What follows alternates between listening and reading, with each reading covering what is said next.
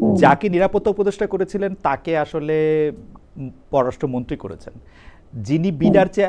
Executive chairman, বিডার চেয়ারম্যানই ছিলেন, তাকে বিডার চেয়ারম্যানই রাখা হয়েছে।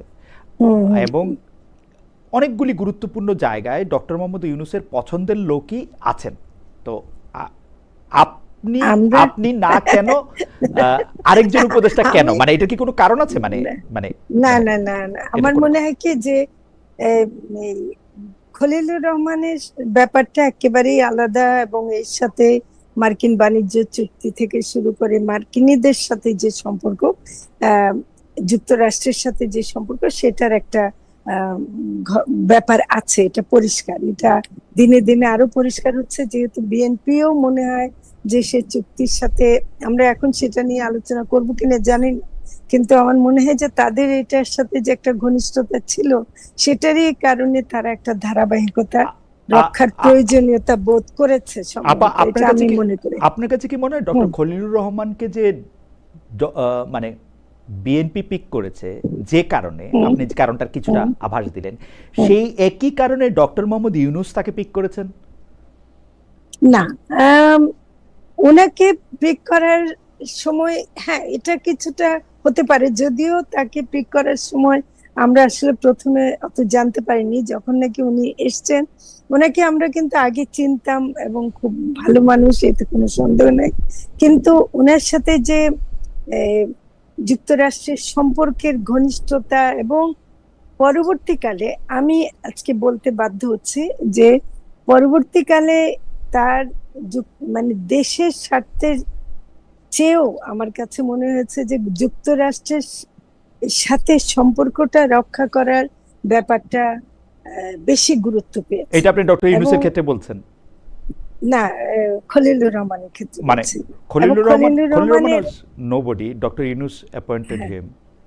অ্যাপয়েন্টেড হিম, কিন্তু তার সাথে ওই সম্পর্কটা, আহ, মানে ডক্টর ইউনূস তো ডেফিনেটলি যুক্তরাষ্ট্রের সাথে ভালো সম্পর্ক ছিলেন, কিন্তু যুক্তরাষ্ট্রের সাথে ডক্টর ইউনূসের সম্পর্ক ডেমোক্রেটদের সাথে ছিল, ট্রাম্প এর সরকারের সাথে অত ছিল না। তো ফলে ওইটার কানেকশনটা যদি ধরেন এখন ডেমোক্রেটরা থাকতো ক্ষমতায়, তাহলে আরেকটু আমার কাছে পরিষ্কার হতো। কিন্তু খলিলুর রহমানকে যুক্তরাষ্ট্রের সাথে সম্পর্কটা রক্ষা করা ডক্টর ইউনূসের জন্য প্রয়োজন ছিল আমার মনে হয়। সেজন্য খলিলুর রহমানের মতো একজনকে তার প্রয়োজন থাকতে পারে। আপা, এই সিরিজের শেষ প্রশ্ন। কিন্তু এটা, আ- কিন্তু আমি এটা নিয়ে মানে এমন কনক্লুসিভ কিছু বলতে চাই না, কারণ এই নিয়ে আমার খুব ভালো তথ্য নাই। না, আমাদের তথ্য দরকার নেই আপা, আমরা যে সার্কামস্টেন্সিয়াল এভিডেন্স পাচ্ছি সেটার মধ্যে কি সেই, আপনার কাছে মনে হয় ফরিদা আপা কখনো যে ডক্টর মোহাম্মদ ইউনূস আমাদের স্বার্থের থেকে মার্কিন যুক্তরাষ্ট্রের স্বার্থ বেশি দেখেছেন বা অন্য না না বিদেশির কারো সেটা, স্বার্থ, সেটা করেন নাই? না না না আমি এটা বলবো না, মানে এতখানি মানে ডক্টর কথা বড় খলিলুর রহমান কথা কি, হয়ে ডক্টর যাবে খলিলুর রহমান কি এটা। দেখেছেন? না, ডক্টর খলিল, এরা হয়েছে কি, এরা মনে করছে যে যুক্তরাষ্ট্রের স্বার্থ দেখার মধ্যেই যেন দেশের স্বার্থ রক্ষা হচ্ছে, মানে এই যে একটা মিলানো, যে যুক্তরাষ্ট্রের স্বার্থ, আমাদের সাথে সম্পর্কটা ভালো হলে আমাদেরই ভালো হবে, এই ধারণাটাই ভুল আর কি। সেই ভুলের মধ্যে আহ, আছেন। কিন্তু আমি ডক্টর ইউনূস সম্পর্কে এটা একেবারেই বলবো না যে উনি দেশপ্রেমিক, উনি দেশের জন্য, মানে দেশে রয়ে গেছেন এত ইয়ের পরেও, হাসিনার সময় এত কষ্টের পরেও কিন্তু উনি দেশ ছাড়েননি। এতে কিন্তু ওনার দেশের মানুষের প্রতি বা দেশের প্রতি যে তার একটা দায়িত্ববোধ আছে, তিনি দেশে কাজ করতে চান, সেটার ব্যাপারে আমি কোনো প্রশ্ন তুলতে চাই না। আহ, দেশে রয়ে গেছেন সেটা তিনি দেশপ্রেমিক হিসেবে প্রমাণ দিলেন, কিন্তু উনি যখন দেশের হাল ধরলেন তখন তিনি মনে করলেন বাংলাদেশের স্বার্থ এবং যুক্তরাষ্ট্রের স্বার্থ এক। হয়ে গেছে, মানে ওরা যুক্তরাষ্ট্রের উপর নির্ভরশীলতাটা এখন কিন্তু, শুধু ডক্টর ইউনূসকে কেন আপনারা দোষারোপ করছেন? আমি তো মনে করি বিএনপি কে তাই করছে না, না, বিএনপি তো জামাত ডক্টর ইউনূসের, বিরোধী। বিএনপি তো ডক্টর ইউনূসের এক্সটেনশন। না না একটা না, কাজও এটা করে নাই, একটা কাজও করে বিএনপি নাই। বিএনপি বিএনপি জনগণের ভোটে নির্বাচিত হয়ে কিন্তু এসে ডক্টর ইউনূসের দেখানো তারপর পথে, তারা, ডক্টর ইউনূসের দেখানো পথে ডক্টর ইউনূস এগিয়ে না, চলছেন। ডক্টর ইউনূস তো তাদেরকে বলে নেই যে আমার পথে চলো, এবং ডক্টর ইউনূস আরো অনেক কিছু করেছেন, সেগুলো তো তারা করছেন না। ওকে। আমার মনে হয় যে এখানে যুক্তরাষ্ট্রের সাথে সম্পর্কের ক্ষেত্রে বিএনপি বলেন, জামাত বলেন, এমনকি এনসিপিও, আমরা তাদের কাউকেই ভিন্ন কিছু দেখছি না। তো কাজে শুধু ডক্টর ইউনূসকে একা চিহ্নিত করে না না, এগুলো আমি ডক্টর ইউনূসকে মোটেও একা চিহ্নিত করতে চাই না। আপনার এই কথাটাই সেটাই সবচেয়ে পরিণামযোগ্য। আমরা ডক্টর ইউনূসের কাছ থেকে যা দেখেছি তার থেকে আলাদা কিছু বিএনপি, জামায়াত এবং এনসিপি থেকেও দেখতেছি না।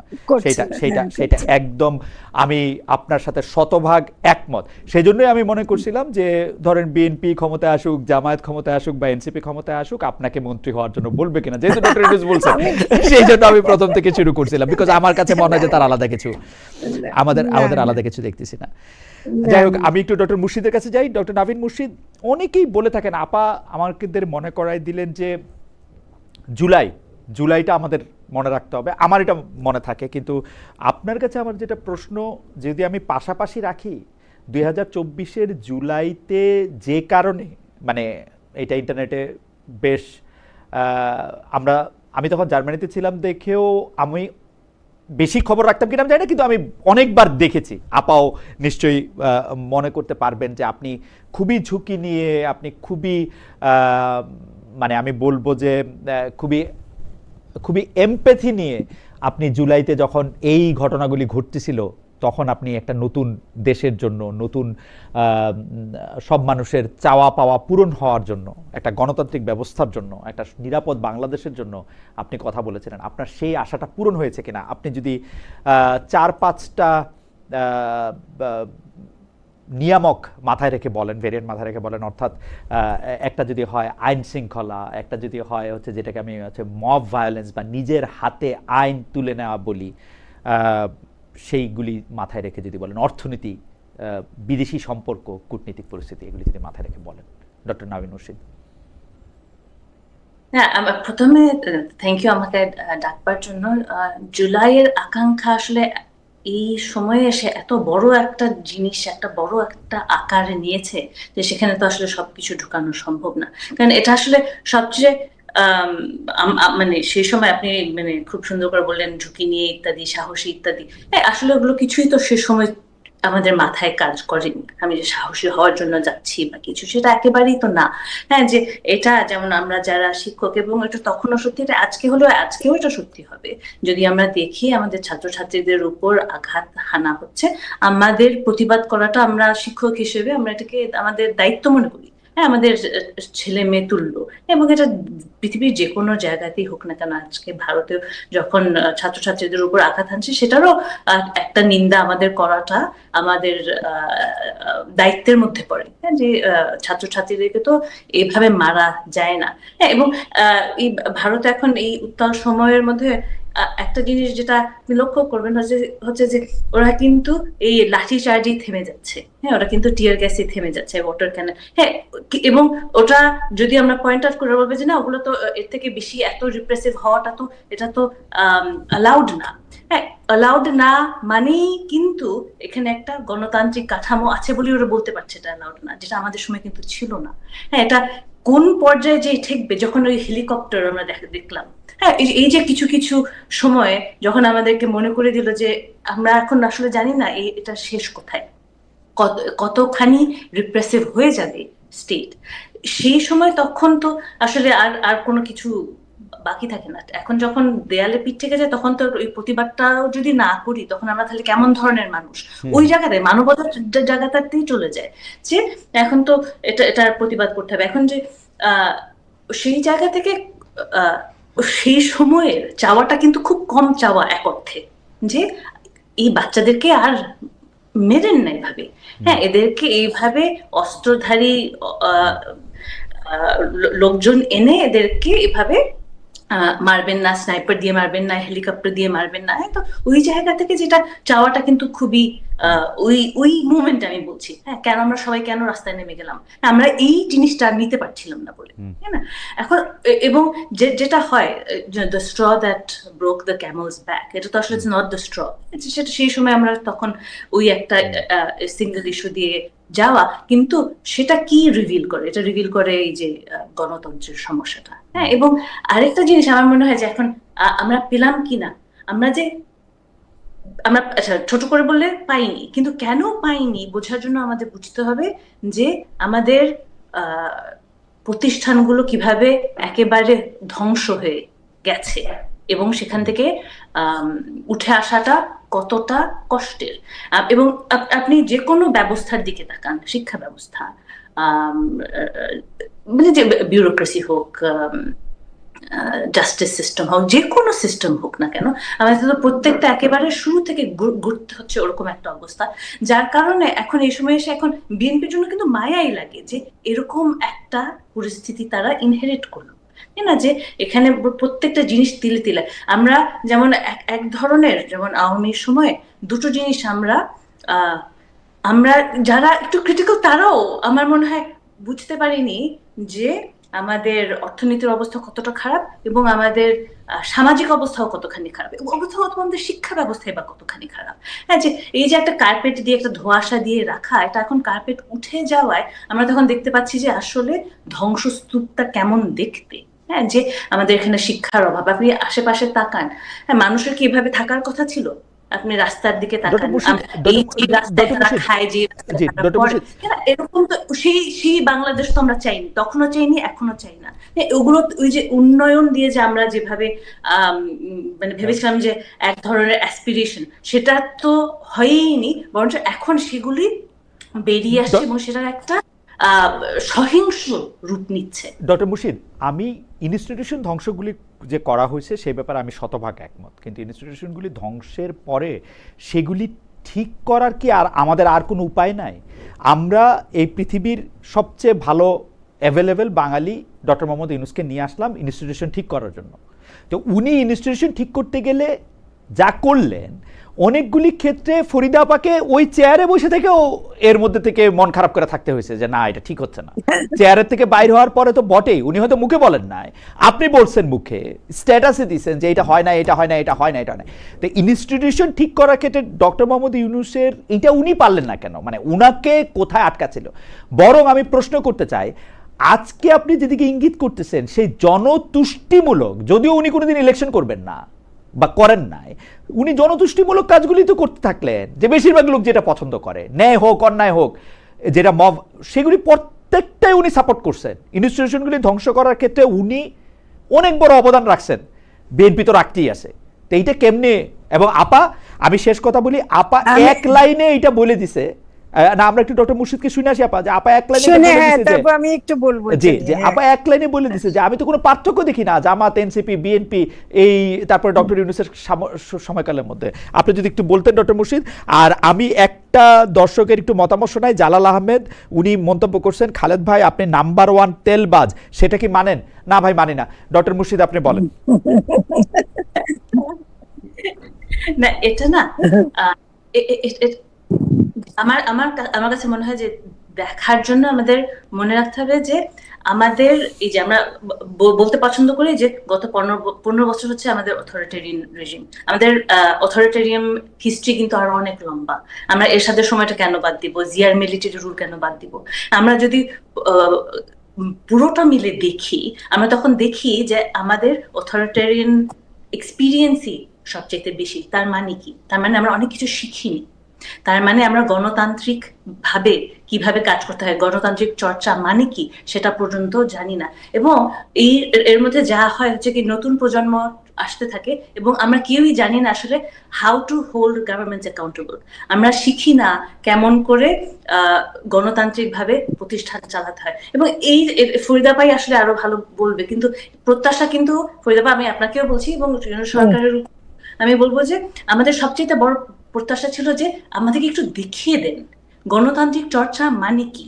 হ্যাঁ, নিয়োগের বেলায় হোক বা প্রশাসনের বেলায় হোক, যে কোনো যে বিউরোক্রেসিতে হোক, আমরা যেহেতু জানি না, আমাদের যেহেতু শিক্ষার অভাবটা এত বেশি, আমাদের যেহেতু এই অগণতান্ত্রিক প্র্যাকটিসের ইতিহাসই এত বেশি, আমাদেরকে একটু শিখিয়ে দেন গণতান্ত্রিক ভাবে কিভাবে কাজটা করতে হয় সেটা। এবং এটা প্রতিটা জিনিসও, ডিসিশন মেকিং থেকে আপনাদেরকে কিভাবে চুজ করা হলো, নাহিদ কেমন করে উপদেষ্টা হলো, আপনি কিভাবে হলেন, আমার ফুপু কিভাবে হলো, সব এবং সেখান থেকে শুরু করে, এবং কাউকে বাদ দিয়ে না, এটা আসলে তো আমার আপনার ওই ব্যাপারটা না। আমরা তো চাই ট্রান্সপারেন্সি, আমরা চাই অ্যাকাউন্টেবিলিটি, আমি হোক, আপনি হোক, যেই হোক, সেই জায়গাটা থেকে যে কেমন করে এই খুবই প্রসেস গুলো গুরুত্বপূর্ণ, হলো এগুলো আমরা খুব জানতে চাই। গুরুত্বপূর্ণ। এখানে কি ডেমোক্রেটিক প্রসেস হলো কিনা, এবং সেটা ইউনূস সরকারকে আমাদের ওই একটা কিন্তু আশা ছিল যে আমাদেরকে একটু ওই গণতান্ত্রিক জায়গায় নিয়ে যাওয়া, আমাদেরকে বিএনপি আমলে এসে আসলে নতুন করে শুরু করতে হচ্ছে। এটা হচ্ছে দুঃখের বিষয়, এবং আমরা জানি না, এটা আমাদের এক অর্থে একটা আননোন কার্ড, কারণ এই গত 15 বছর বিএনপিও আসলে তেমন কোনো কিছু করেনি। তাদের চর্চাটাই বা কি হয়েছে, তারাই বা কি ধরনের গণতান্ত্রিক চর্চা করেছে, সেটা তো আমরা আসলে জানি না। তারা তো আসলে খেলার মাঠে ছিলই না। তো সেই জায়গা থেকে আমি বলবো যে আমাদের একদিনে তো আর প্রতিষ্ঠান তুলে আনা যায় না। ওখানে এত কর্মচারী আছে, যেখানে নানান ধরনের বাধা নিষেধ আছে, ইত্যাদি ইত্যাদি। শিক্ষার ব্যাপারটাও একদিনে হয় না, কিন্তু যেহেতু আমাদের শিক্ষার এত অভাব, আমাদের মডেলিংটা খুব দরকার, এবং একটু ইন্টারভেনশনিস্ট কায়দায় এই ডেমোক্রেটিক প্র্যাকটিসটা কি হতে পারে এটা দরকার, এবং সেই জিনিসটা আসলে আমরা চেয়েছিলাম এই ইন্টারিম পিরিয়ডে দেখতে। জি, ফরিদা আপার ঠিক কাছ থেকে, আছে। ফরিদা আপার কাছে হ্যাঁ, শুনবো। একটুখানি হ্যাঁ। যোগ করি ফরিদা আপা, দৈনিক প্রথম আলোকে জনাব আব্দুল কাদের, আপনি জানেন যে ছাত্র আন্দোলনে যারা নেতৃত্ব দিয়েছেন এবং মূল আন্দোলনের নেতৃত্বকে যখন একটু আটক করা হয়েছিল, বন্দি করা হয়েছিল, তখন তিনি দায়িত্ব নিয়ে অনেক কিছু করেছিলেন। সেই আব্দুল কাদের একটা বর্ণনা দিয়েছেন, সেইখানের মধ্যে তিনি 7 আগস্ট 2024 কিভাবে উপদেষ্টা নির্বাচিত হলেন সেটাও একটু বললেন। আমি নাবিন মুর্শিদের প্রশ্নের পরিপ্রেক্ষিতে আপনার কাছে একটু জানতে চাইবো আপা। উনি কি বললেন তা তো আমি জানি না। হ্যাঁ, জনাব কাদেরের সাক্ষাৎকার হ্যাঁ, আপনি পড়েন নাই? আচ্ছা ঠিক আছে, আপনি ডক্টর মুর্শিদের প্রশ্নের জবাব আচ্ছা দিলেন। আচ্ছা। হ্যাঁ, না, প্রথম কথা আমি এটা খুবই ভালো যে নবীনের মতো মানে যারা তরুণ, যারা জুলাইতে এত সংগ্রাম করেছে, তারা এই প্রশ্নটা আমাদেরকে করছে, এটা খুবই ভালো। কিন্তু আমি একটু বলি যে এখানে আসলে 5ই আগস্ট হাসিনা পালিয়ে যাওয়ার পর 5ই আগস্ট থেকে যে 8ই আগস্ট, এই যে 2-3 দিন সময় ছিল, এই সময় ধরেন ডক্টর ইউনূস তখন দেশে ছিলেন না, কিন্তু ডক্টর ইউনূসকে করা হবে এরকম একটা কথা, উনি আসতে পারছিলেন না, অসুস্থ ছিলেন, এইসব নানা রকম ব্যাপার ছিল। আসলে কিন্তু পুরো ঘটনার মধ্যে ছাত্রদেরও ব্যাপার ছিল। আমাকে যেমন ছাত্ররাও বলেছে, এবং আমি শুনছি যে ডক্টর ইউনূস নিজেও তার তালিকার মধ্যে দিয়েছিলেন, তেমনি শারমিন মোর্শেদ এবং আরো কয়েকজনের নাম আমরা জানি যে ছিল, ছাত্ররাও আমাদেরকে দিয়েছিল। কিন্তু এর মধ্যে আসলে একটা গ্রুপ ছিল না, সেনাবাহিনীরও কিছু নাম ছিল, তারপর নানা জায়গা থেকে আসছিল, রাজনৈতিক দলগুলোর ছিল। সব মিলিয়ে যখন নাকি অন্তর্বর্তীকালীন সরকার নামে যেটা হলো, আমরা তো প্রথমেই ধাক্কাটা খেলাম। মানে ব্যক্তিগতভাবে আমি সত্যি কথা বলতে কি খুবই ধাক্কা খেয়েছে যখন নাকি আমাদেরকে বঙ্গভবনে গিয়ে চুপ্পুর হাতে শপথ নিতে হয়েছে, রাষ্ট্রপতি মোহাম্মদ শাহাবুদ্দিন চুপ্পুর কাছে। তো কিন্তু তখন আমাদেরকে আমাদের সেই সময়টা ছিল না, যেমন আমি সন্ধ্যা 6টার সময় জেনেছি যে গাড়ি পাঠানো হচ্ছে, এখন শপথ নিতে যেতে হবে। তো এরকম একটা পরিস্থিতিতে আমরা এসেছি। আসার পরে এবং আপনারা যে বলছেন যে তখন প্রতিষ্ঠান ধ্বংস হয়ে গেছে, গণতান্ত্রিক পরিবেশ ছিল না, আমি একটু বলতে চাই যে আপা একটা সেকেন্ড, সে পরিবেশ তো আমরা পাইনি। একটা সেকেন্ড, সে পরিবেশ কিন্তু, হ্যাঁ বলেন। একটা সেকেন্ড। জনাব আব্দুল কাদের সাংবাদিকদের বলছেন 5 আগস্ট রাতে নাহিদ, অর্থাৎ এখন যিনি মাননীয় চিফ হুইপ আছেন তিনি, আসিফ সাবেক উপদেষ্টা, মাহফুজ সাবেক উপদেষ্টা, অর্থাৎ আমি কোট করছি, 5 আগস্ট রাতে নাহিদ, আসিফ, মাহফুজরা নাবিলা ইদ্রিসের, সাবেক গুম কমিশনের সদস্য, বাসায় উপদেষ্টাদের তালিকা ঠিক করে ফেললেন। জনগণ কি চায়, তারা ছাত্রদের শাসন ক্ষমতায় চায় কিনা সেটা ভাবা হয়নি। লিয়াজো কমিটিতে কারা থাকবেন তা কিভাবে ঠিক হলো আমরা জানি না। অন্তর্বর্তী সরকারের সময় ক্যাম্পাস সহ বিভিন্ন জায়গায় মব হলো, ট্যাগিং এর সংস্কৃতি আবার ফিরে এলো, এসব ক্ষেত্রে বিন্দু মাত্র দায়িত্বশীলতা দেখা গেল না। আপা আপনি একটু কন্টিনিউ করবেন প্লিজ। না না, এটা মানে এই তো এখন সত্যি কথা বলতে কি আমি শুধু আমার ওই অংশটুকুই জানি, আর অন্যদের ব্যাপারটা জানি না। কিন্তু এটা আমি জানি যে অনেকগুলো গ্রুপ থেকে নামগুলো আসছিল, এবং সেই নামগুলোর কারণে মানে নানা স্বার্থ গোষ্ঠী থেকে আসছিল। ফলে আমরা বলতে পারবো না যে আমরা প্রতিনিধিত্ব করার মতো একটা গ্রুপ ছিলাম। এটা আমি নিজেও মনে করি না। আমরা যারা আসছি নানাভাবে, আমরা অনেকে আগে হয়তো দেখে চিনতাম, কারণ নামে চিনতাম, ওখানে গিয়ে আমরা একত্র হয়ে কাজ করেছি। আর এখানে কোনো গণতান্ত্রিক পরিবেশ করার মতো সুযোগ আমরা পাইনি। অন্তর্বর্তীকালীন সরকার 18 মাসের মধ্যে আমাদেরকে প্রথমে 3 মাসের মধ্যে বিএনপি বলে দিল যে 3 মাসের মধ্যে নির্বাচন দিতে হবে। তারপর যে অবস্থা ছিল প্রতিটা মন্ত্রণালয়, যে মানে কাজের খুবই খারাপ অবস্থা ছিল, ওগুলি ঠিকঠাক করতে গিয়ে তারপর আমাদেরকে শুনতে হতো দোসর, মানে ফ্যাসিস্টদের দোসররা আমলাদের মধ্যে আছে, অমুক আছে। এখন এগুলো ঠিকঠাক করতে করতে আমাদের যে সময়টা গেছে, তারপর মব এবং প্রায় 2000টার মতো আন্দোলন, এগুলি করে আমরা আসলে কোনোভাবে সম্ভব ছিল না এর বেশি কিছু করা। সেজন্য যখন নাকি নির্বাচন দেওয়ার প্রশ্ন আসলো, আমরা 2025 সালের একেবারে জুন থেকেই বলতে গেলে প্রস্তুতি নিয়ে ফেলেছি যে ডিসেম্বরের পরে যে কোনো সময় নির্বাচন হলে আমরা সেই নির্বাচনের জন্য প্রস্তুতি নিব। তো এর বেশি কিছু করা আসলে কিন্তু সম্ভব ছিল না। 200টার বেশি আন্দোলন হয়েছে। আন্দোলন অ্যাড্রেস করার ক্ষেত্রে আরো বেশি, আচ্ছা ধরেন মানে সংখ্যা তো একটা অব্যয়, ধরেন আরো অনেক বেশি আন্দোলন হয়েছে। তো এই আন্দোলন অ্যাড্রেস করার ক্ষেত্রে আপনারা যখন সরকারে ছিলেন তখন পিক এন্ড চুজ করছেন, মানে কারে গরম পানি দিবেন, কারে ঠান্ডা পানি দিবেন? না না না, করেন নাই। এটা ইনফ্যাক্ট আমি বলবো একটা কথা, যে স্বরাষ্ট্র মন্ত্রণালয়ে যখন আমরাও মিটিং করতে যেতাম, প্রথম একটা ছিল যেন কোনো লেথাল কিছু ব্যবহার না হয়, যেন বেশি কাউকে মারা না হয়, মানে কোনো এমনকি অনেক সময় ওরা বলতে যে আমরা একদিকে সবাই আপত্তি করছে যে আমরা কিছু নিয়ন্ত্রণ করতে পারছি না, আইন শৃঙ্খলা পরিস্থিতি খারাপ হয়ে যাচ্ছে, অন্যদিকে সবার একটা ছিল যে কোনো অবস্থাতে ফ্যাসিস্ট সরকার যে ভাবে আন্দোলন দমন করেছে আমরা সেটা করব না। আপনারা কি কোন আন্দোলন দমন করতে পারছেন না? সব আন্দোলন সফল হয়েছে না?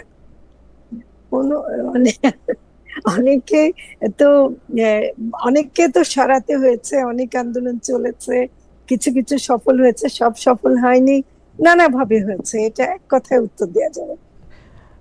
বিচারকদের বিচারাঙ্গনে আমরা দেখলাম 106 দিয়ে, আপনি যেটা বলতেছিলেন যে শাহাবুদ্দিন চুপ্পুর কাছ থেকে যে আপনার শপথ নিতে সেটাতে আপনার আশ্চর্য হয়েছিলেন, কিন্তু আপনারা আর্টিকেল 106 এর মধ্যে থেকে আপনারা এটা আবার একটু সুপ্রিম কোর্টের মতামত আপনারা নিছেন। তো যারা মতামত দিছে সেই বিচারকদেরকে হঠাৎ একটা বাংলাদেশে হলো যে এই বিচারকরা কি জানি একটা করতে চাইতেছে, আসো সবাই মিলে আমরা ঘেরাও করি, ঘেরাও করে তাদেরকে পদ থেকে বাধ্য করি। এবং আপনারা এটাতে খুব মানে বাধা তো দেন নাই, ফেসিলিটেট করছেন কিনা সেটা একটু জানতে চাই, মানে ওইটা আপনারা চাইছিলেন যে ওইটা?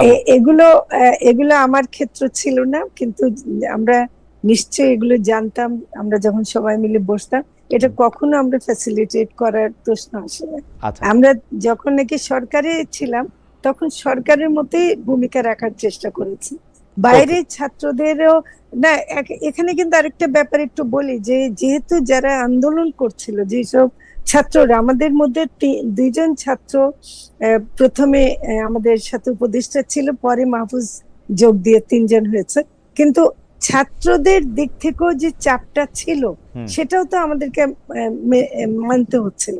আমরা তো সেটা ছাত্রদের চাপটা তো আমরা বুঝতেই পারি, প্রধান উপদেষ্টা যখন বলেন ছাত্ররা আমাকে নিয়োগ দিয়েছে, মানে আমরা তো বুঝতেই পারি যে ছাত্রদের যে কিছুটা চাপ ছিল। না, বাইরে থেকেও চাপ দিচ্ছিল, তারা বহুবার চাপ দিয়েছে, নানা আন্দোলনে তারা অনেক কিছু মানে মানতে বাধ্য করেছে বা করতে হয়েছে তাদের মতো করে, এগুলো অনেক ঘটনা আছে।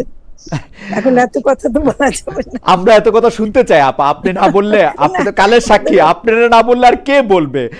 এই যে আমার প্রিয় শারমিন মুর্শিদ আপা, মানে ডক্টর মুর্শিদের ফুপুর কথা যেহেতু বললেন, সেই যে বললাম, শারমিন মুর্শিদ আপা তো মানে আমি জানি না বলবেন কিনা বা আর উপদেষ্টারা আর বলবেন কিনা, তবে আমরা এখন ডক্টর মুর্শিদকে জিজ্ঞেস করতে পারি। ডক্টর মুর্শিদ, আমি একটু বর্তমানে ফিরে আসি, এই ক্ষেত্রে আমরা ফরিদা আপার মতামত জানতে চাইব। সেইটা হচ্ছে, আমরা যখন কোনো অন্যায় নিয়ে কথা বলি, আমরা বলতে আপনারা যারা শিক্ষক আছেন, মানে কোনো একটা দল করেন না বা কোনো এরকম না, তারা যখন কোনো একটা অন্যায় নিয়ে আমরা কথা বলি তখন তারা আমাদের ব্যক্তিগত পছন্দ অপছন্দকে প্রাধান্য দেয় কিনা। যেমন আমি বলি, আমি খোলাখুলি বলি, সাতক্ষীরা 4 আসনে জামায়াতের এমপিকে নিয়ে গত 2 দিনে যা হচ্ছে তা আমার একটু পছন্দ হইতেছে না। কারণ আমার কাছে মনে হইতেছে যে প্রথম অন্যায় করা হয়েছে তার ঘরের মধ্যে ঢুইকে, যেটাকে আমরা মব ভায়োলেন্স বলতেছি। এতে বাংলাদেশের কোনো মানুষের কোনো উপকার নাই, দেশের রাষ্ট্রের কোনো চাহিদা নাই, কিচ্ছু নাই। আপনি একটা মানে লুকাস স্ট্যান্ডাই বলে একটা ব্যাপার আছে, আপনাকে তো প্রমাণ করতে হবে যে আপনি এটা দিয়ে ক্ষতিগ্রস্ত হয়েছেন। ভাই আপনি তো ওর বউ না, আপনি তো ওর ছেলে না, আপনি তো ওই মাইনর মেয়েটার প্রাইভেসি পর্যন্ত আপনি রাখেন নাই, ওই মাইনর মেয়েটাও অভিযোগ করে নাই, তার বাবাও অভিযোগ করে, আমি জানি না সে মাইনর কিনা। আপনি কি নিয়ে পড়লেন, কি নিয়ে আপনি আজকে এই কথা বললেন? এই কথাগুলি আমরা বলতেছি কিনা যেটা অন্যায় হয়েছে, মানে জনাব গাজী নজরুল ইসলাম উনার বিপক্ষে যে অন্যায় আমরা করতেছি এইটা আমরা আসলে বলতেছি কিনা, এটা কি নাকি অন্যায় বলতেছেন আপনি? আমি আমি আমি অন্যায় বলতেছি, গাজী নজরুল ইসলামের বিরুদ্ধে অন্যায় হচ্ছে, প্রশ্নটা তুলতেছি। ডক্টর মুর্শিদ কি বলে তারপর আপনাকে আমি শুনবো যে হ্যাঁ অন্যায় হয়েছে, তার রুমের দরজা ভাঙা ঢুকা হয়েছে, দরজা বন্ধ করে দুইজনকে জিজ্ঞেস করছে যে আপনি এখানে কি করেন। আমার মতে এই কথা বলার রাইট কারো নাই, আইন কারো হাতে তুলে নেওয়ার ক্ষমতা নাই। আমি ডক্টর মুর্শিদের কাছ থেকে একটু জানতে চাই। এখানে আসলে মানে সমস্যাটা যেটা হয় কি, যেখানে তো আমরা এমন একটা সময় এখন ধর্মের নামে আমরা মরাল পুলিশিংটাই করি, হ্যাঁ, যে আমাদের স্পিরিচুয়ালিটির জায়গাটা তো আসলে একেবারে কমেই গেছে। ধর্ম মানেই হচ্ছে কে কি করলো, কে কি পড়লো, কেউ পরকিয়া করলো কিনা, কোথায় গেল, কোথায় ইত্যাদি ইত্যাদি এগুলো। হ্যাঁ, এবং সেইখান থেকে যে আমাদের একটা মবের যে একটা জায়গা আছে, পার্সোনাল প্রাইভেসি লঙ্ঘনের একটা দিকও আছে। তো সেই জায়গা থেকে এই যে রুমে ক্যামেরা লাগিয়ে প্রাইভেসি লঙ্ঘন করে, সেটা তো একটা অপরাধী। কিন্তু এখানে আরেকটা অপরাধ হচ্ছে এখন, এটাই আপনার ব্যালেন্সিং অ্যাক্ট। আপনি দেখতে হবে যে কোনটা আরো বড় অপরাধ। এখানে যতটুকু আমি দেখেছি, মেয়েটা তো একটা মাইনর, সেটা একটা স্ট্যাটিউটরি রেপ পর্যায়ে পড়েছে। হ্যাঁ, যে এখন এই মেয়েটার রাইট আমি বলবো সবচেয়ে আগে সামনে আসা উচিত ছিল, তার মরালিটির বাইরে। এখন তার মরালিটির ব্যাপারটা তার পরিবারের, তার মানে তার, সেটা আমাদের জনগণের আসলে আমাদের কিছু, এটা তার ব্যক্তিগত ব্যাপার। কিন্তু যে মুহূর্তে এখানে একটা মাইনর চলে আসে এবং একটা মাইনরের কনসেন্ট দেওয়ার অধিকারও নাই, তাদের মানে সক্ষমও না, তো সেই জায়গায় এখানে এক ধরনের নিপীড়ন যে হচ্ছে, হ্যাঁ, সেটা তো স্পষ্ট, এবং সেটা নিয়ে কিন্তু কেউ কথা বলছে না। এই যে আপনি, এটা শুধুমাত্র প্রাইভেসির ব্যাপার না, এখানে একটা স্ট্যাচুটরি রেপের ব্যাপারও আছে। তো আমি এটা আসলে সেইভাবেই আমি এটা দেখি। এবং এখানে যে অন্যায়টা হচ্ছে, সবচেয়ে বড় অন্যায় হচ্ছে মেয়েটার প্রতি, একটা তো এই লোকের দ্বারা এবং এই সমাজের দ্বারা, যে তাকেই আবার ডক্টর মুর্শিদ, আপনি কি এই কথাটা বলতেছেন তাকে মাইনর ধরে নিয়ে? যেমন মানে সে মাইনর হইলে আপনার এই কথাটা ঠিক আছে, যেমন আমিও তারে মানে মাইনরই মনে করতেছি। আমাকে একজন দর্শক তৌফিকুর রহমান, ইন্টারেস্টিং, উনি বলতেছেন খালেদ ভাই আপনি কি গারল, আপনি বলতেছেন তো মেয়েটা মাইনর, তাহলে একজন মাইনরের সাথে গাজী সাহেব কি করেন? ওয়েল ফাইন, কিন্তু আমরা কি ফরিদা আপা আসছি আপনার কাছে। আচ্ছা, আমি একটু বলতে চাই একটু। হ্যাঁ, মুর্শিদ শেষ করবে না আপনি বলবেন? আচ্ছা আপা বলেন। আচ্ছা, না, কারণ আপনার ওই কথাটা শুনে আমি একটু মানে বেশি বলার জন্য উদ্গ্রীব হয়ে গেছে যে আপনি শুরুই করছেন এমন করে যে সাতক্ষীরার যে সংসদ সদস্য, প্রথম মনে রাখতে হবে উনি একজন সংসদ সদস্য, জনগণের প্রতিনিধিত্ব করার জন্য জাতীয় সংসদে আছেন। তার কিন্তু প্রাইভেসি বলেও কিন্তু অনেক কিছু ভিন্নভাবে দেখতে হবে, ঠিক আছে? আরেকটা 2 নম্বর কথা আমি বলি, আপনি বলছেন তার প্রতি অন্যায় করা হচ্ছে। আপনি জানেন যে আচ্ছা ঠিক আছে, যদি প্রাইভেসিটুকু ভঙ্গ করে অন্যায় করা হয়েও থাকে, সবচেয়ে বড়, নবীনের সাথে আমি একমত যে ওই মেয়েটার প্রতি অন্যায় হয়েছে, কিন্তু আরো একটা বড় অন্যায় হয়েছে কি জানেন? যেটা জনাব নজরুল ইসলাম, ওনার নাম গাজী নজরুল ইসলাম না, উনি যেটা করেছেন যে তার প্রথম স্ত্রীকে লিখিত বক্তব্য একটা দিয়ে পড়তে দিয়েছেন যে এটা তিনি জানেন এবং ওই মেয়ে তার বিবাহিত স্ত্রী।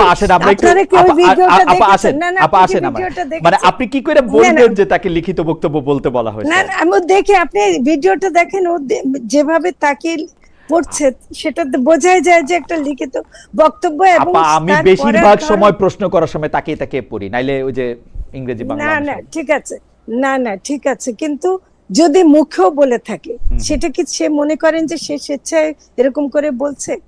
এটা হতে পারে কখনো? বাংলাদেশে এটা কোনো না- বাংলাদেশে কত মানুষ আছে যারা মনে করে তার হাজবেন্ড আরেকটা বিয়ে করুক। আমার না, এটা আপনি ভাবতে পারেন, এটা আপনি আমি ভাবতে আমি পারেন, কিন্তু আমি আমরা আমি ভাবতে পারি গ্রুপে না। আমি গ্রুপে দেখি তো না, মাসনা সুলাসা না, না, এসব না। কি জানি হইতে চায়। না না, আমি মনে করি যে আপনি একটু সিরিয়াসলি শুনেন কথাটা। আমি আচ্ছা, কিন্তু ঠিক আছে, ওকে। এখানে এখানে গাজী নজরুল ইসলামের প্রতি কি হয়েছে না হয়েছে, এবং সেটা আমি একটা প্রথম যেটা প্রশ্ন তুলতে চাই যে উনি একটা জামাতে ইসলামী নামে একটা দলের সংসদ সদস্য, যেখানে নাকি ইসলামের কথা তারা খুব বলে, ঠিক আছে? কিন্তু তিনি এখন একবার বিয়ে করেছেন, ওনার বয়স দেখে তো বোঝা যাচ্ছে ওনার বিয়ে হয়েছে অনেক দিন হলো, এবং উনি একটা এই বয়সে তার চেয়ে দীর্ঘ মানে পার্থক্য, অনেক বড় পার্থক্যের একটা মেয়েকে উনি বিয়ে করেছেন, এবং বিয়ে করেছেন বলতেছেন, এবং সেখানেও কিন্তু অনেক অনেক গরমিল আছে। কখনো এটা দেখা যাচ্ছে যে 17 তারিখে বিয়ে হয়েছে, কখন 23 তারিখের কথা, কাবিন নামাটাও ঠিক নাই। কাজী নিজে বলছেন যে ওনাকে বলা হয়েছে আপা আমি একটা এভাবে প্রশ্ন কাবিন করব, লিখতে। আপনি তো এগুলোর গভর্নমেন্ট মধ্যে না, আপনি আগে আমার কথাটা শুনেন, আচ্ছা ঠিক আছে যে বলেন আপা। এগুলোর মধ্যে আপনি কোনো অন্যায় দেখেন না? না দেখি না উনি কেন, একটা আমি বলি সংসদ সদস্য, দেখি না তার কেন আমি প্রভাব বলি খাটিয়ে দেখি না উনি কেন এগুলো আমি বলি। করতে পারেন? দেখি না আমি এটা কেন। কি উনি করতে পারেন? দেখি না কেন আপা, আমি আপনি আপনাকে বলি। বলেন, কেন বলেন? আপনি গরমিলটা পাচ্ছেন তাকে চ্যালেঞ্জ করার পর, আপনি চ্যালেঞ্জটাই করতে পারেন না তারে। কেন? না পারেন না। আপনি চ্যালেঞ্জ কেন? করার আগে ওই মেয়েটা বা ওই মেয়েটার অভিভাবকের, ওই মেয়েটা যদি মাইনর হয় ওই মেয়েটার অভিভাবকের চ্যালেঞ্জ করতে হবে, এবং রাষ্ট্র তাকে তার বিরুদ্ধে অভিযোগ আনতে হবে, তাকে আমরা আত্মপক্ষের তো- সমর্থন দিতে আমরা হবে, তো- আত্মপক্ষের সমর্থনের সুযোগ দিতে হবে, তারপর এটা করতে হবে। আমি এরকম একটা তাহলে ন্যায়ভিত্তিক সমাজ চাই। আপনি আপনি হ্যাঁ, আপনি কিরকম ন্যায়ভিত্তিক, যে পুরুষতান্ত্রিক ন্যায়ভিত্তিক না সমাজ না হলে পুরুষতান্ত্রিক সেটা না ভিন্ন আপা, কথা। আপনি এটা আপনি আমাকে এটা বলেনই না, এটা আপনাকে বলে না, পুরুষতান্ত্রিক এটা আমি নিব না। না, এটা না, পুরুষতান্ত্রিক, আমি পুরুষতন্ত্রের সাথে এটাতে এটা মনে সম্পর্ক করি নাই, পুরুষতন্ত্রের সাথে এখানে সম্পর্ক নাই আমার এর সাথে। নজরুল ইসলাম সাহেবের সাথে যা হয়েছে তার চাইতে বড় অপরাধ হয়েছে ওনার প্রথম স্ত্রীর প্রতি এবং এই মেয়েটির প্রতি। আমি এই এবং কথাটাও বলতে মেয়েটির চাই, যে জীবন, আমরাই কিন্তু এই তার মেয়েটি প্রথম শুনেন, স্ত্রীকে এই প্রথম মেয়েটি স্ত্রীকে বক্তব্য দিতে বাধ্য চাকরির করছি, জন্য মেয়েটার গিয়েছে। চেহারা দেখাইছি, মেয়েটাকে গিয়েও চ্যালেঞ্জ এই করছি। মেয়েটি- আপনি দেখেন এই মেয়েটাকে গিয়েও মেয়েটি চ্যালেঞ্জ করছি। চাকরির জন্য গিয়েছিল, উনি জোর সুপারিশ করেছেন, উনি ওই ওই তার মানে বোঝাই যাচ্ছে। আচ্ছা, আরেকটা কথা আমাকে একটু বলেন তো, যে যদি এই ভিডিওটা প্রকাশ না হতো, এটা মানে ভিডিওটা প্রকাশ হয়ে ভালো হয়নি কিছু বুঝলাম, কিন্তু যদি প্রকাশ না হতো তাহলে ওনার এই অন্যায় কাজ কি চলছিল? তাহলে এইভাবেই চলতো? আপা আমি আপনাকে এইভাবে আমি আপনাকে আমি এরকম আপনাকে বিয়ে পাল্টে করে একটা বিয়ে প্রশ্ন করে করি। যেতেন? আমরা একটা ভিডিও দেখেছি এইরকম অন্তত 5000 ঘটনা ঘটতেছে, 50,000 ঘটনা যে ঘটতেছে সবগুলো- বাংলাদেশে। হ্যাঁ সবগুলো 50,000, টাকা আনতে এর হবে। একটি ঘটনাও কি এই ভিডিওর জন্য মানে ইতিবাচক বা নেতিবাচকভাবে প্রভাবিত হয়েছে বলে আপনি মনে করেন? না, সমাজে কিন্তু প্রশ্নটা, প্রথম কথা হলো একজন সংসদ সদস্য হিসেবে প্রশ্নটা ওঠাটা খুব জরুরি ছিল, এবং একজন মানে উনি সংসদে যেতে পারেন কিনা, জনগণের প্রতিনিধিত্ব করতে পারেন কিনা, আর 50টা ঘটনা বা 100টা ঘটনা যদি ঘটে থাকে তাদেরকে শিক্ষা দেওয়ার জন্য ওনার শাস্তি হওয়া উচিত, এবং উনি এটা অন্যায় করেছেন, উনি এটা প্রচন্ড অন্যায় করেছেন। Okay. ওনার এই বিয়েটা কি নৈতিক হয়েছে?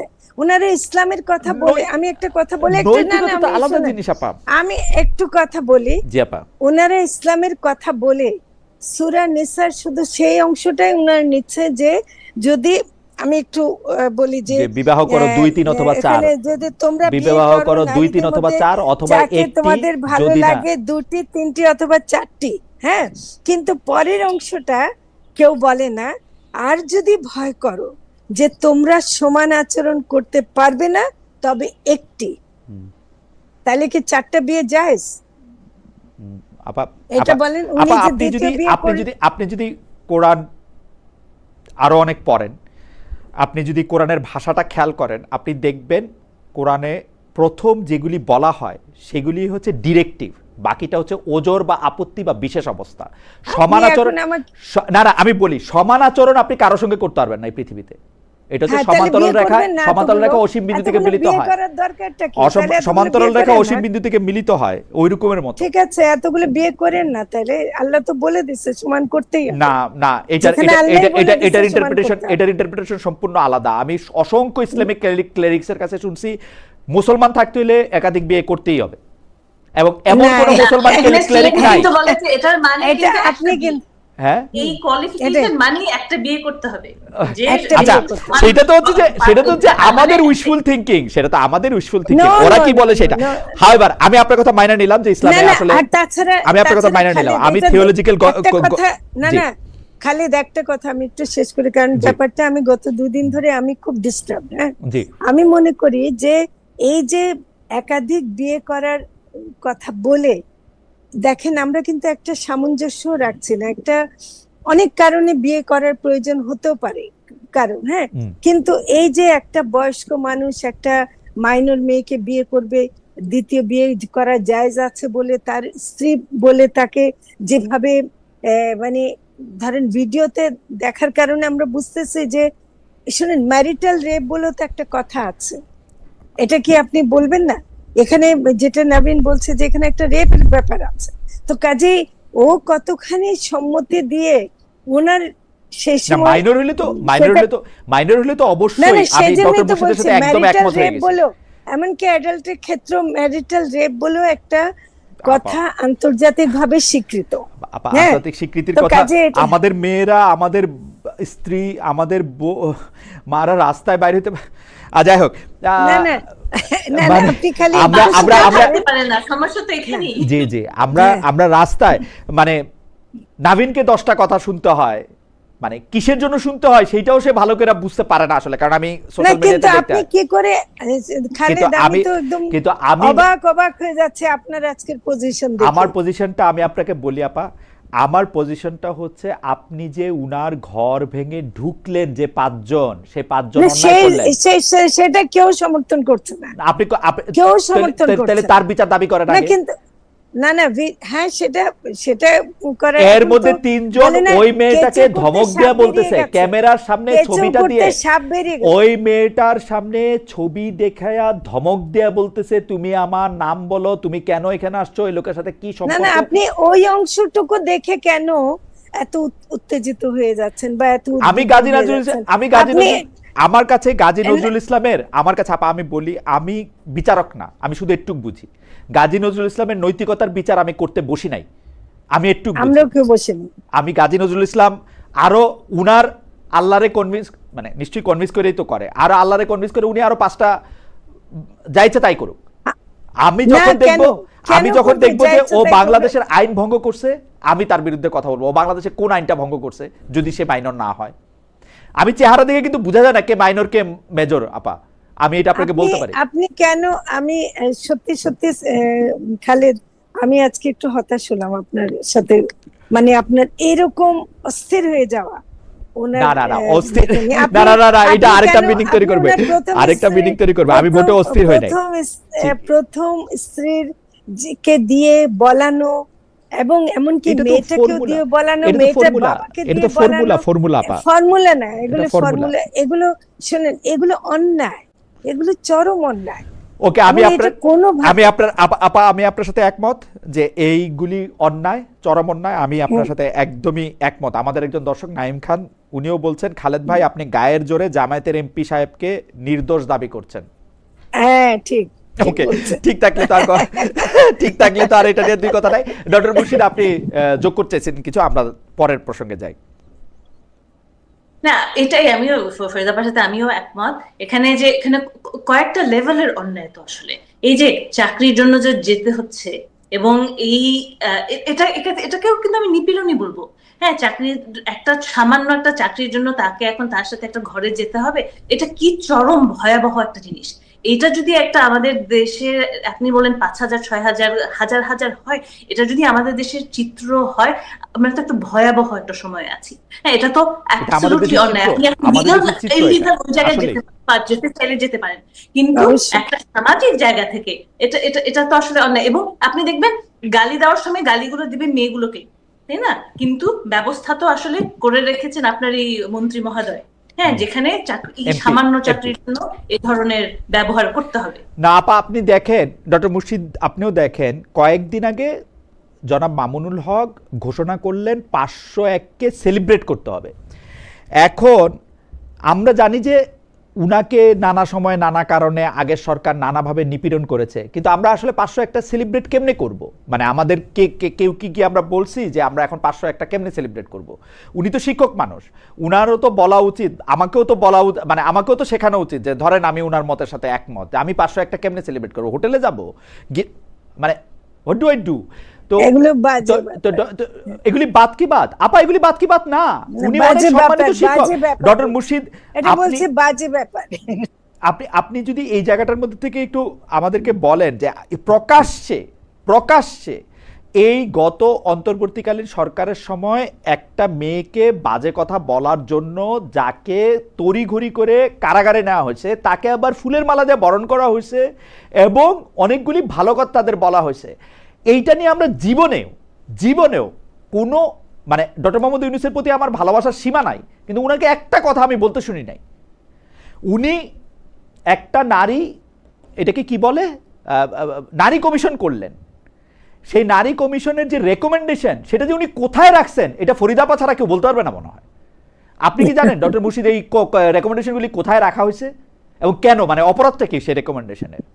মানে কেন মানুষ আমাকে বলে যে আমি ডক্টর মোহাম্মদ ইউনূসের অনেক সমালোচনা করি, কিন্তু আমি ভালোটা কি বলবো? আপনি শিখাই দেন আমার যে এইটা আমি ভালো বলবো। না, ভালো খোঁজেন, ভালো পাবেন নিশ্চয়, কিন্তু নারী কমিশন নিয়ে যা হচ্ছে সেটা অন্যায় হচ্ছে। কিন্তু সেই অন্যায়ের কথা তো ডক্টর ইউনূসও বলেন না, আমার স্যার আলী রিয়াজও বলেন না। একটার সাথে তো আরেকটা জড়িত। ব্যাপারে আলী রিয়াজ অনেক দায়ী, কমিশন গুলোর ব্যাপারে। কমিশনে এই যে যতগুলো সংস্কার কমিশন হয়েছিল, আলী রিয়াজ তো নারী কমিশন করারই মানে পক্ষে ছিল না। নারী কমিশন আমরা শারমিন, আমি এবং আমরা কয়েকজন এটা বলে করাইছিলাম। শ্রম কমিশন করে নাই, তারপর আরো কয়েকটা কমিশন করে, পুলিশ রিফর্ম কমিশন, আমলা রিফর্ম কমিশন, মিডিয়া কমিশন। আপনি বারবার আমার অনুষ্ঠানে আইসা আপনি এখানে অনেক দায়ী, অনেকখানি দায়ী। আপনি আমার স্যারকে গালি দিবেন আর নোবেল লরিয়েটরে গালি দিবেন না, মানে সরি গালি দেওয়ার দরকার নাই, আপনি সমালোচনা করবেন না। মানে আলী রিয়াজ কি একলা করছে? ডক্টর মোদি যা কইছে তাই করছে? না না না, উনার অনেক মানে ভূমিকা এখানে ছিল, আমি বলবো একটু নেতিবাচক ভূমিকায় ছিল। এই যে পুরো ঐক্যমত্য কমিশনটা হলো, আপনি ঐক্যমত্য কমিশনের মিটিং গুলোর ছবি দেখছেন? কোন মহিলা ওখানে ছিল? কোন সময় এনসিপির কেউ গেলে সাথে হয়তো একজন গেছে, এছাড়া কোনো মহিলা কখনো ছিল না। কাজে ঐক্যমত্য কমিশনের যে পুরো ঘটনাটা, সেটার জন্য আলী রিয়াজ দায়ী। কারণ ডক্টর ইউনূস তো ওনার উপর ছেড়ে দিয়েছিল, ডক্টর ইউনূস তো ডিকটেট করেনি ওনাকে। আমি ডিফেন্ড করছি না, আমি বলছি যে আলী রিয়াজের দায়টাকেও এড়াতে পারবেন না। আমি ডক্টর নাভিন মুর্শিদের কাছে নতুন একটা প্রসঙ্গ নিয়ে আসছি। তার আগে দর্শকদের কাছে আমরা জানতে চেয়েছিলাম যে নিকট ভবিষ্যতে বাংলাদেশে জ্বালানি তেলে কোনো সংকট হবে না দাবি করছে সরকার। প্রিয় দর্শক, সরকার এই কথায় আস্থা রাখা যায় কিনা? শতকরা 22% এতে আস্থা রাখছেন, শতকরা 78% আস্থা রাখছেন না। 7,100 ভোট দেওয়া হয়েছে। আমাকে রিপন উনি বলছেন যে আজকে খালেদ ভাইয়ের কথা শুনে অনেক বেশি হতাশ হলাম। আর তৌফিকুর রহমান বলেছেন যে খালেদ ভাই আপনি এতই ভীতু যে ডাক্তার ইউনূস যে সরাসরি ভণ্ড, প্রতারক আর স্বার্থপর বলতে পারেন না। পারি না।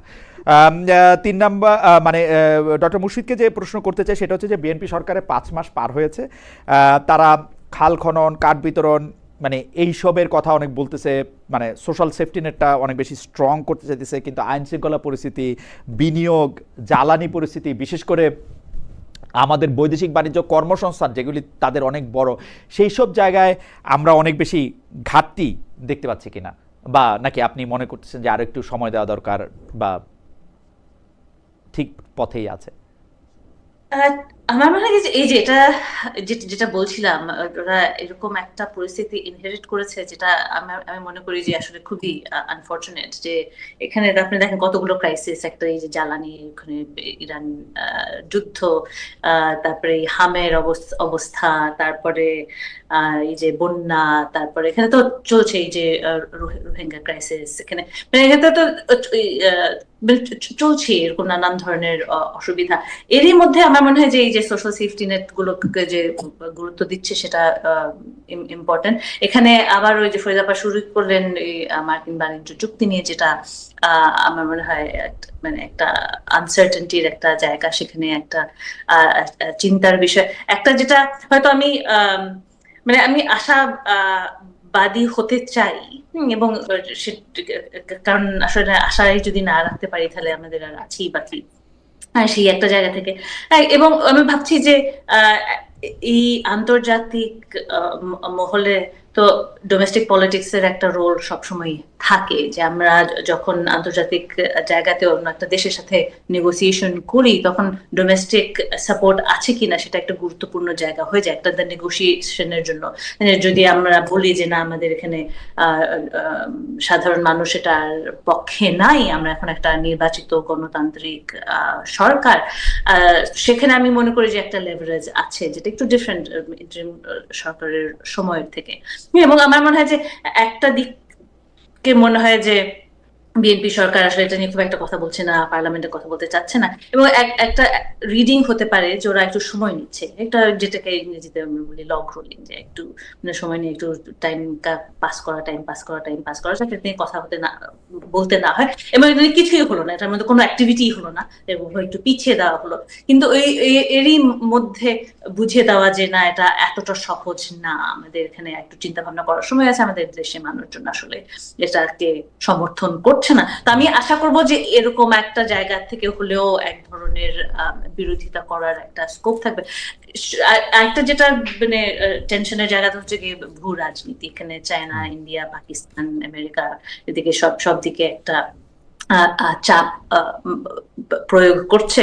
এবং এখানে যেমন যেটা একদিকে দুঃখজনকও, যে সারাক্ষণ ভাবা যে আমাদের দেশের পলিটিক্স খালি বাইরের লোকরাই চালায়, হ্যাঁ, যে তাহলে আমাদের নিজস্ব পলিটিক্সটা কোথা থেকে আসবে। তো আমাদের ওই একটা স্টেপে যাওয়া, যে আমাদের নিজস্বতা আছে কিনা। তো সেই দিক থেকে আমি বলবো যে তারেক রহমান যে প্রথমে মালয়েশিয়া গেলেন, সেটা হয়তো একটা খারাপ আইডিয়া না। ওখানে যে আরেকটা যেটা আমার মনে হয়েছে যে ভালো দিক হচ্ছে যে উনি কথা বলেছেন শ্রমিক শ্রমিকদের অবস্থা নিয়ে, এবং হাই স্কিলড ওয়ার্কার্স এর একটা আশ্বাস তিনি দিয়েছেন। সেটা আমি মনে করি খুবই প্রয়োজন। কারণ আবার ওই যে আমাদের এখানে যে শিক্ষা ব্যবস্থার যে অবক্ষয় হয়েছে, এবং আমাদের শ্রমিক শ্রেণী হচ্ছে পৃথিবীর সবচাইতে নিম্নমানের শ্রমিক শ্রেণী, সবচেয়ে অশিক্ষিত শ্রমিক শ্রেণী। তো সেখানের দিকে কয়েকটা দিক দিয়ে দেখা যেতে পারে যে আচ্ছা, আমরা হয়তো অ্যাসপিরেশনাল হলেও আমাদের অন্তত ইচ্ছাটা আছে যে সাপ্লাই চেইনে একটু সামনে আগাবো, ইচ্ছা আছে একটু শিক্ষিত শ্রমিকদেরকে বাইরে পাঠাবো। কারণ এখন আসলে অবস্থা আসলে খুবই খারাপ একদিক থেকে। হ্যাঁ, যে আমরা বাংলাদেশিরা, বাংলাদেশি হোক বা প্রবাসী হোক, নানান ভাবে নিপীড়িত হচ্ছে মেয়েদের ব্যাপার। তো তাই আপনি সৌদি আরবিয়াতে দেখেন যে শ্রমিকদের কিভাবে নিপীড়ন করা হয়, কতগুলো লাশ বিমানবন্দরে আসে আমাদের প্রতিদিন। আপনি দেখেন আমাদের নারীরা বাইরে ধর্ষিত হচ্ছে, হেনস্থা করা হচ্ছে তাদেরকে, তার নানান ধরনের হরর স্টোরিজ নিয়ে তারা ফেরত আসছে। এবং এটা মানে যে কোনো মাইগ্রেন্ট জায়গায় গেলেই আপনি এটা দেখবেন। এখানেও আবার একটা শিক্ষার একটা জায়গা আছে, যে আমরা যথেষ্ট শিক্ষা নিয়ে জেনে শুনে বুঝে আমরা যাই না, এমনি আমরা জাস্ট লোক পাঠিয়ে দিই কোনো ট্রেনিং ছাড়া। কিন্তু যদিও এখানেও একটা ডেভেলপমেন্ট। হ্যাঁ, তো ওই দিক থেকে মানে আমার মনে হয় যে মানে অবস্থা একদিক দিয়ে ভীষণই খারাপ, অর্থনীতির অবস্থা খুবই খারাপ, সেখানে একটা চাপ আছে। আমাদের ব্যাংকিং খাত তো খুবই খারাপ, সেখানে একটা চাপ আছে। ইসলামী ব্যাংকের নিয়ে একটা টেনশনটা এখনো আছে। মানুষজন ভাবছে যে এখানে টাকা রাখবে কিনা, সেখানে একটা অনিশ্চয়তা। টাকার দামেরও একটা ব্যাপার আছে, ডিভ্যালুয়েশন নিয়ে সেটা চলছেই। তো এই যে একটা ইকোনমিক অবস্থাটা আসলে খুব প্রিকেরিয়াস, হ্যাঁ, যেমন খুবই মানে মেপে মেপে চলার একটা সময়, ফিসক্যাল অস্টেরিটির একটা সময়, ওই একটা সময় আমরা এখন আসলে এই যে সোশ্যাল সেফটি নেট আমরা বাড়ানোর চেষ্টা করছি, হ্যাঁ, সেখানে একটা কাউন্টার ইনটিউটিভ একটা জায়গা আছে। তো সেখান থেকে আমি বলবো যে মানে এটা পজিটিভ যে একটা সোশ্যাল সেফটি নেট রাখার একটা ইচ্ছা যে আছে, কিন্তু অন্যদিকে আবার হাতও বাঁধা। IMF এসছে কিছুদিন আগে এতগুলা কন্ডিশন দিয়ে, হ্যাঁ, তো সেগুলো এখন কিভাবে মানা হবে? কিন্তু এখানে আবার প্রত্যেকটা জায়গাতেই সবচেয়ে গুরুত্বপূর্ণ হচ্ছে ব্যাংকিং এবং এই লুটপাটের ব্যাপারটা। এখন আমরা কি আসলে বিএনপি কি এই চাঁদাবাজির পলিটিক্স করেই যাবে, লুটপাট কি চলতেই থাকবে, এগুলি হয়ে যাচ্ছে।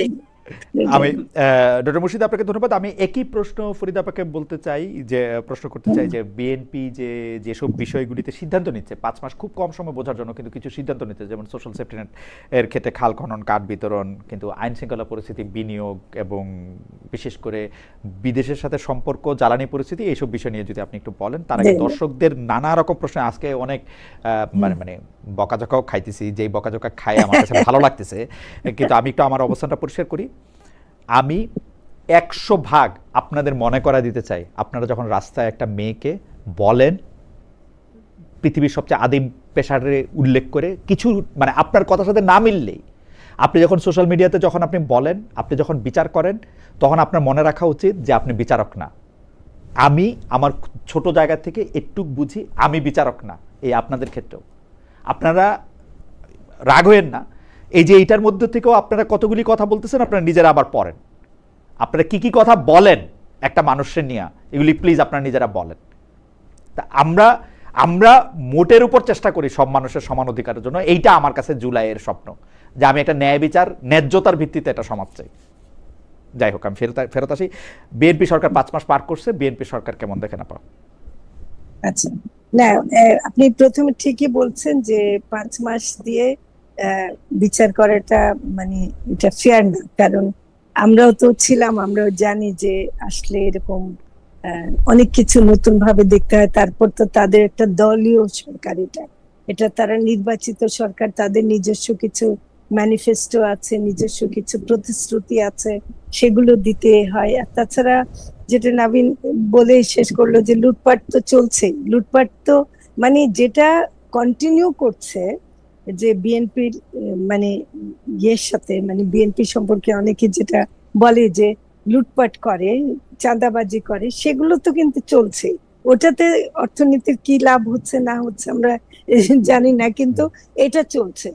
এমনিতে ধরেন কার্ডের মধ্যে ফ্যামিলি কার্ড, কৃষক কার্ড, এগুলো যদি দিতে পারে এবং যদি সঠিক মানুষকে দেয়, আমি যেটা দিয়ে একটা জায়গায় শুনছি যে এটা অনেক সময় দিতে গিয়ে যে কিছুটা দালালের খপ্পরেও পড়ছে, মানে একটা ভায়া মিডিয়া হয়ে যাচ্ছে, যার 2,500 টাকা পাওয়ার কথা সে 2,500 টাকা না পেয়ে হয়তো 1,500 টাকা পাচ্ছে, আর কেউ 1,000 টাকা নিয়ে নিচ্ছে। তো কারণ এখানে একটা দলীয় ব্যাপারটা কিন্তু স্থানীয় পর্যায়ে ঘটে যাচ্ছে, সেটাও কিন্তু বিএনপি কতখানি মানে একেবারে ঠিকভাবে দিতে পারছে, এটা আমার দেখার বিষয় আছে।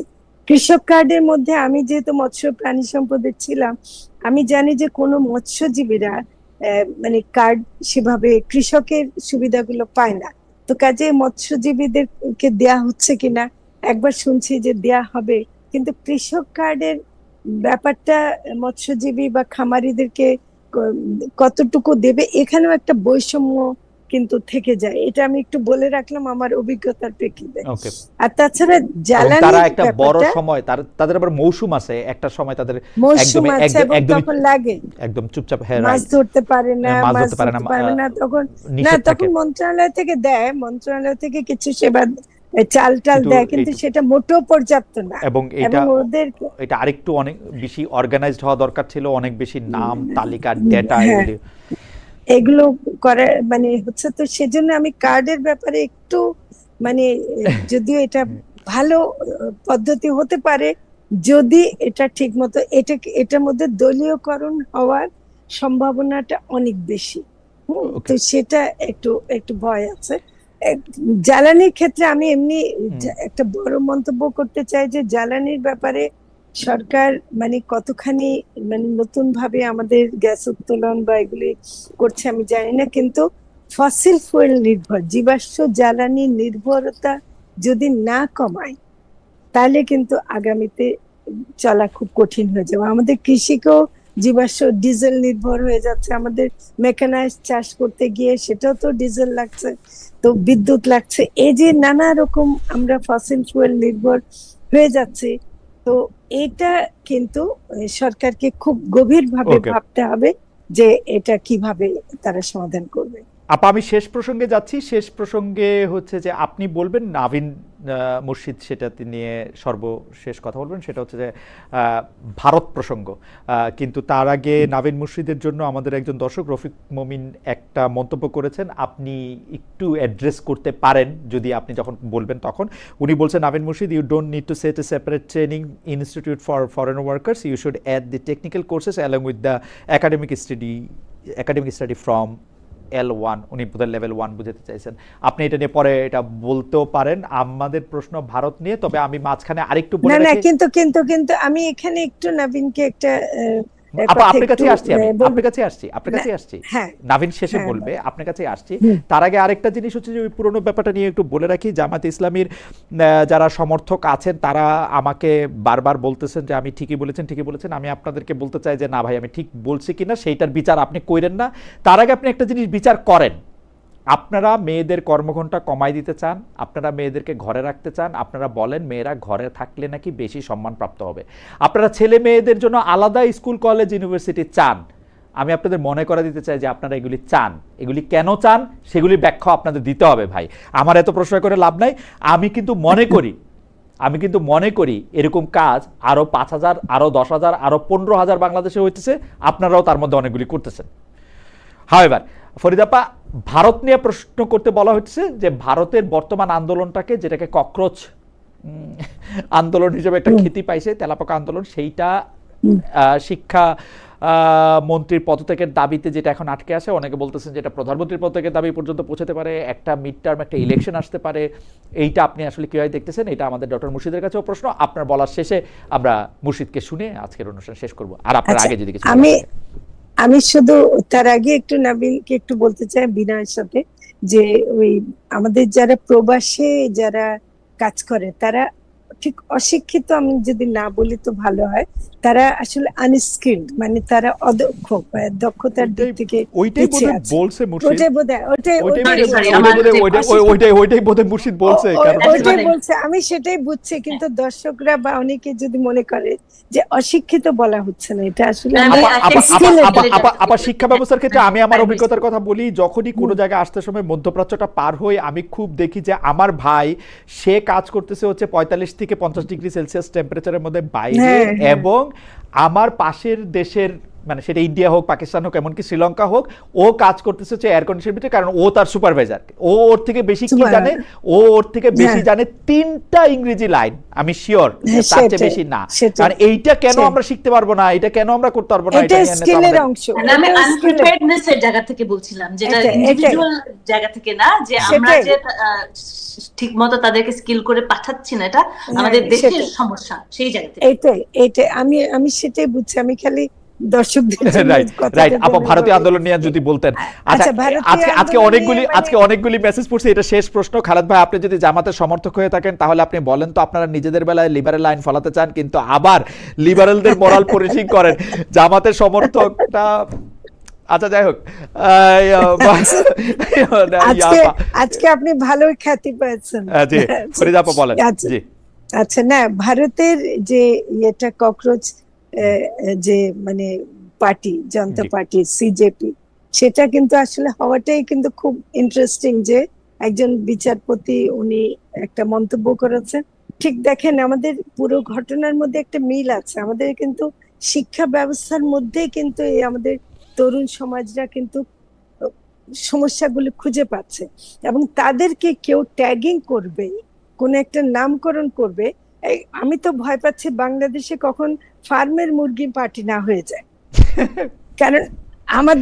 কারণ এই যে শিক্ষামন্ত্রী পট করে বলে ফেললেন যে ওরা ফার্মের মুরগি, এই যে মানে আমাদের যারা ভারতেও দেখেন, এটা কিন্তু পুরো উপমহাদেশেই এটা কিন্তু আমাদের সংস্কৃতির মধ্যে মিল আছে। আমাদের যারা তরুণরা, আমরা কিন্তু অত সহজে গ্রহণ করি না, এবং তাদেরকে একটা হেয় করে কথা বলার মধ্য দিয়ে যেটা হয়েছে, এটা কিন্তু ভারতের জন্য একটা বিশাল হুম কাল হয়ে গেছে। এবং আমি মনে করি এটাতে আমি অনেক পজিটিভ ইঙ্গিত দেখছি, মানে পরিবর্তনের ইঙ্গিত দেখছি। কারণ যেখানে মনে হয়েছিল মোদী সরকারকে হটাতে পারবে না, ঠিক আমাদের এখানে যেমন মনে হয়েছিল ফ্যাসিস্ট সরকারকে হটাতে পারবো না, ঠিক তেমনি কিন্তু ভারতে এখন মোদির গদিও নড়বড়ে হয়ে যাচ্ছে।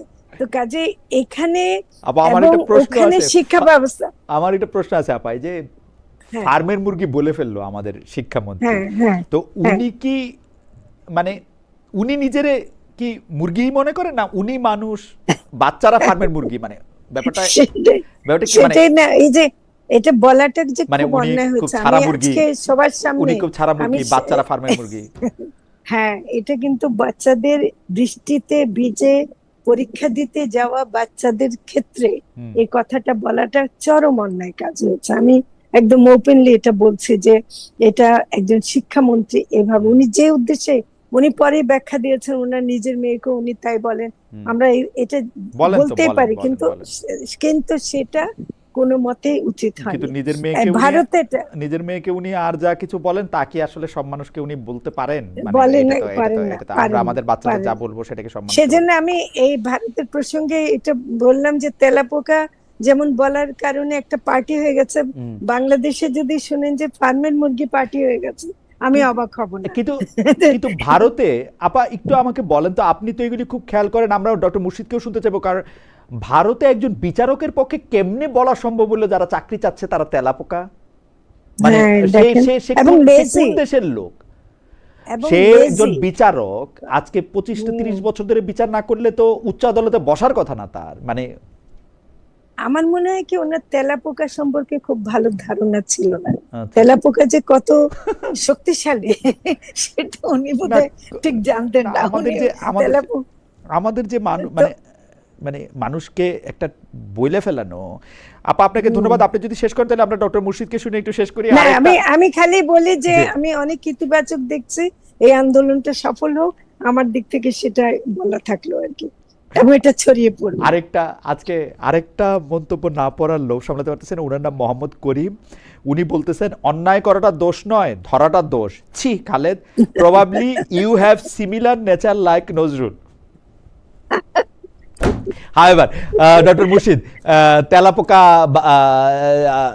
সিজিপি এবং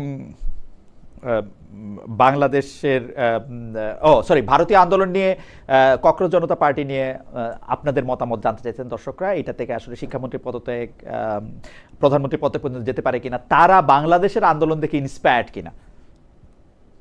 এটা না, যেমন বাংলাদেশের আন্দোলনের সময় আমরা যেমন একাডেমিক স্ফিয়ারে আমরা কথা বলে আসছিলাম যে এই যে শ্রীলঙ্কায় হলো, বাংলাদেশে হলো, নেপালে হলো, এবং এরকম যখন আমরা এরকম বিভিন্ন দেশের রিপ্রেজেন্টেটিভ একসাথে কথা বলি, আমরা কিন্তু বেশি অনেক সময় আমরা বলেছি আচ্ছা নেক্সট কি ইন্ডিয়া কিনা, what would take for it to get to India, তাই না? যে এই যে কারণ এটা একটা ওয়েভের মতো, তাই না? যে এবং আপনি দেখবেন যে আমাদের ওদের শুধু মিল তা না, এই শ্রীলঙ্কার সাথে, নেপালের সাথে আমাদের, এবং এখন ইন্ডিয়াতে এই ধরনের একটা, এই যে একটা জেনজি ব্যাপার আছে, কিন্তু এখানেও আবার একটা কিউরেশনেরও একটা ব্যাপার আছে। কারণ এই জেনজি বললে যে মিলগুলো খুঁজে পাওয়া যায়, হ্যাঁ, যে একটা তরুণ সমাজ একত্রিত হয়ে এসে, এবং একটা যেটা গুরুত্বপূর্ণ হচ্ছে যে এই একটা জেনারেশন, যাদেরকে আমরা আইপ্যাড জেনারেশন বলি, তাদেরকে অ্যাপাথেটিক বলি, আমরা কেয়ার করে না বলি, তারাই যখন এসে এখন এই এই একটা রোল প্লে করে, তখন এটা তো আসলেই ইন্সপায়ারিং। এবং মিল অনেক জায়গাতেই, যেমন আমাদের